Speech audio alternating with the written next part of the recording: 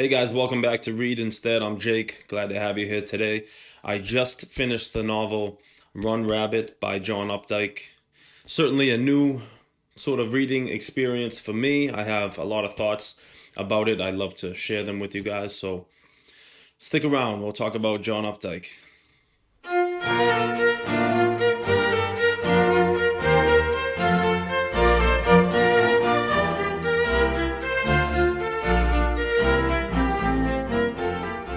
I have a feeling that most of you have probably heard of the author John Updike, or at least that name. It should sound a little familiar, even if this channel sort of hopefully caters to people just getting into their reading journey and making the decision to pick up reading as a hobby.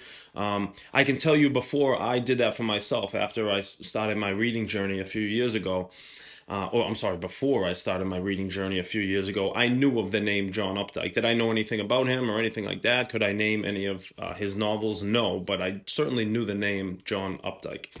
I picked this book up not knowing what to expect. And if you guys checked out the last video I made, I did a reading update where I shared with you guys my thoughts and what I was sort of experiencing reading this. I had read 50 pages of this and it proved to be really tough going.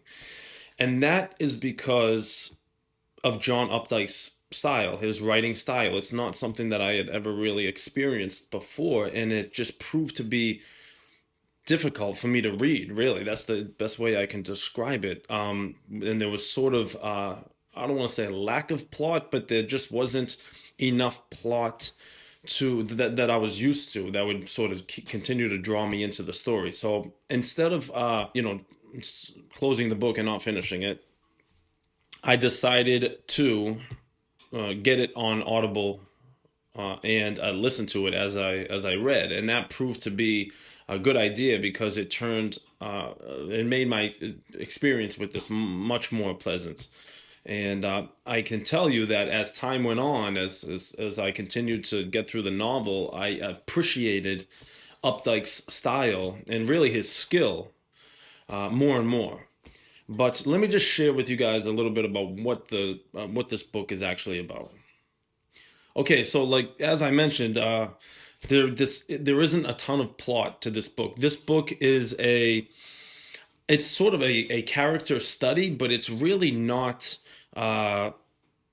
You don't find yourself really being drawn to these characters so much. I would say that this is a literary piece of work about a specific man, and that man being a middle class, middle America young man being faced with responsibility. That's what this is, and his reaction to it. And Harry Angstrom is our main character. I won't call him a protagonist because he's not really good and he's not certainly heroic and by any stretch of the imagination. He is a 26-year-old man who has a wife who's pregnant, just about to give birth. When we first, meet these people in the novel, they already have a toddler 2-year-old son.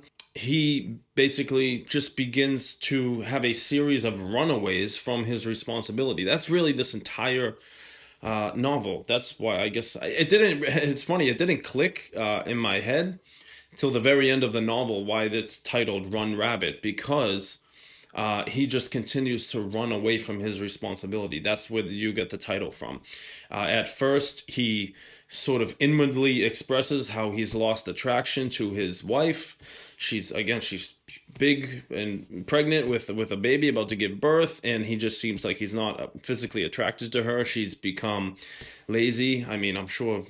I'm not gonna get into that, but what I'm saying is, I think when you're 9 months pregnant, you have an excuse to sort of be lazy. So he runs away and he sort of shacks up with this girl on the other side of town. This girl seems to be not a prostitute, but she makes her living and she supports herself by hooking up with men. There's a I would say the second character that you see the most on the page in this novel is this reverend. He's a pastor from a church, an Episcopal church that is familiar with the situation that because Harry has ran out on his wife, the wife and her parents have sort of gotten in touch with this pastor and asked for support, and the pastor goes about trying to mend the relationship and sort of encourage Harry to do the right thing, to go back and support his wife and be there when she has the baby and all that stuff, to be a man, to be an adult, to be a husband and a father.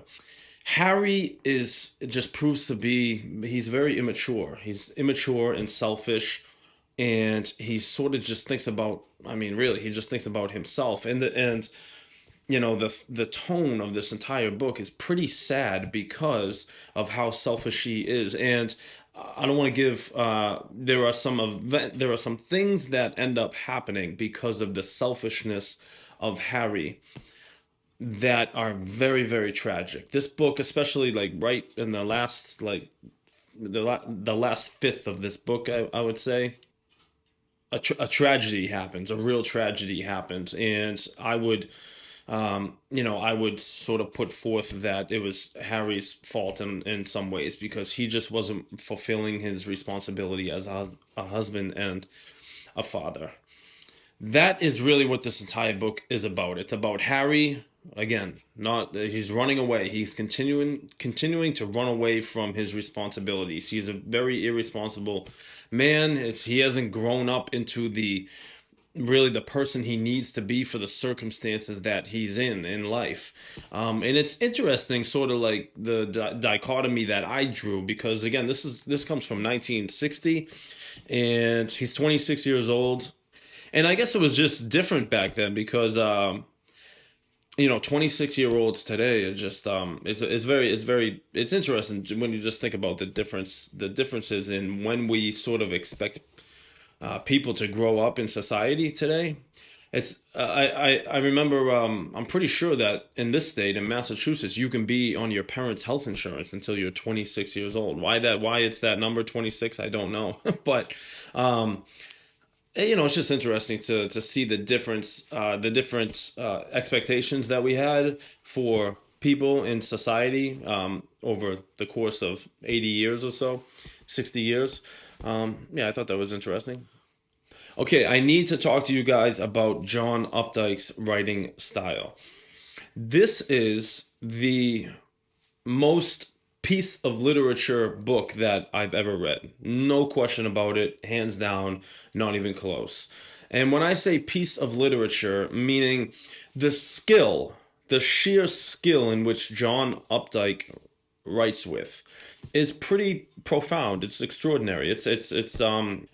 Did I love this book? No. Is John Updike my new favorite author? No. Is he one of the best writers that I've ever come across? Yes.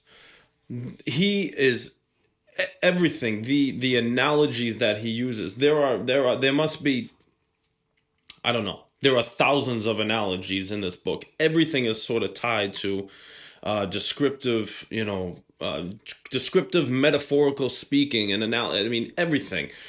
And it, like I said, it was difficult for me to read at first because it was just so much. But after I started listening to it and reading it at the same time, I started to appreciate it more. I could sit here and read it. I have the paperback right in front of me here. I'm not going to do that, but I could sit here and read, a dozen paragraphs to you guys that I think most of you would listen to and say, wow, that's pretty extraordinary. And it really is. It's beautiful writing. But I just wanted to share that with you because that's what you sort of have to be prepared for. Everything, I mean, just one little thing can happen. Like, for instance, Harry walks into his parents' home and his parents are in the kitchen. And Updike will take an entire page and sort of describe through metaphors the tone in that room. As Rabbit entered the kitchen, the anger emanated off of his mother, and Rabbit could smell it in his nostrils. I'm sorry, that's how Updike writes, and it would go on and on. It would literally take a whole page to describe, just before even any dialogue comes out. It would just take a whole page to describe the tone and sort of the emotion and feeling in that kitchen right there. What's going on, the whole context. I never really read that much sort of heavy description, that heavy literary description. But when it's all said and done, I can appreciate it. John Updike is an extremely skilled writer. He wasn't just a novelist. I believe he wrote something like around 20 novels, but he was also a very renowned poet.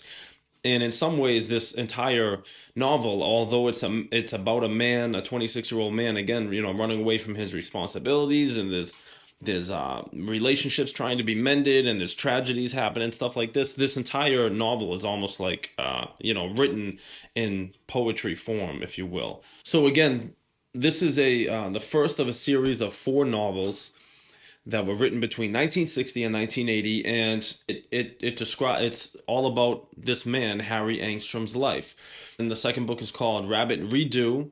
The third book is called Rabbit is Rich, and the fourth book is called Rabbit at Rest. So this series is pretty renowned. It's referred to Updike's, as his magnum opus. So will I continue with the series? Yes, I will. Is it a huge priority of mine? Probably not, because I wish to read right now sort of just books that have more plot, and they're more character driven, and they're a little more entertaining. But will I have those times where I sort of dial things back and I want to just appreciate good writing and good literature? Yes. And when I feel that's when I'll pick up the second book in this series. So like I mentioned, certainly a different experience for me. I did appreciate it. It started out rough, but it definitely got better. I've learned to appreciate the John Updike, and for the writer he is, and certainly the skill that he has.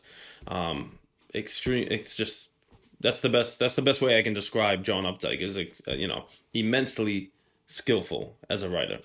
All right, guys. So I hope you got some little taste of what John Updike was about what this series is about, and I hope you guys are reading something good. As always, I'll talk to you soon.